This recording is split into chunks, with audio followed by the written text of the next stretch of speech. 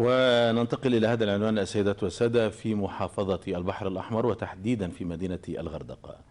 في ثالث أيام عيد الأضحى المبارك يواصل المواطنون في مدينة الغردقة ذبح الأضاحي تطبيقا للسنة النبوية الشريفة للنبي محمد صلى الله عليه وسلم وسط فرحة المواطنين والأطفال.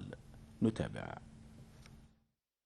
شهدت مدينة الغردقة خلال أيام عيد الأضحى المبارك إقبالا كبيرا من الأهالي على المجازر الآلية لذبح الأضاحي وسط فرحة كبيرة، حيث اصطحب البعض الأطفال ليشهدوا ذبح الأضحية. على التجهيزات احنا نشكر الجهات التنفيذية اللي هي ساعدتنا طبعا، على أساس أنا عندي المكان مجهز إن المجزر بتاع السلخانه مش هيسيع الاعداد دي كلها اللي هتذبح، فاحنا جهزنا المكان ويجوا بصوا على المكان والصرف الصحي والمخلفات بتاعتنا هنوديها فين. احنا طبعا هنشيلها بعد ما نخلص شغلنا على طول، هنشيل المخلفات بتاعتنا على طول. مدير الطب البيطري قال لك اللي عنده مكان هنجي نبص عليه، لو هنلاقي المكان مناسب ان هو يتم فيه الذبح هنسمح له اللي هو يذبح، وفي دكتور بيجي طبعا يباشر ويبص على المذبوحات وموجود معانا هنا بيجي يبص. السنه دي بسم الله ما شاء الله الاقبال احسن من كل سنه، وعلى الله ما كنا متوقعين ان هيبقى السنه دي في اقبال.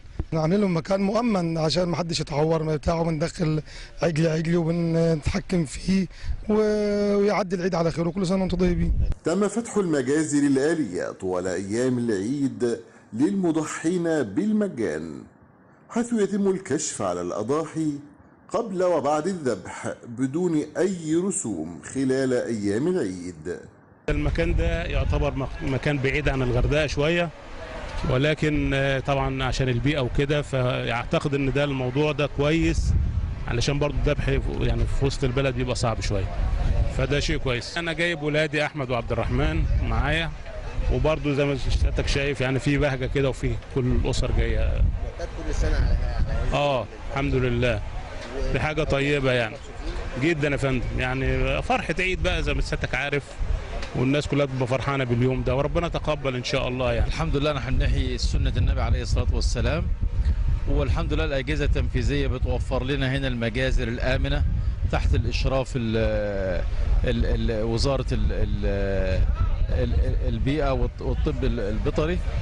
الحمد لله بجزاره على اعلى مستوى، وما شاء الله يعني كل سنه وانتم طيبين، ونتمنى كده كل سنة إن شاء الله تكون حاجة مفرحة وحاجة طيبة للأسر. كل الأسر بصراحة هنا في بهجة وفرحة كبيرة، ونشكر كل القائمين على هذه الخدمات.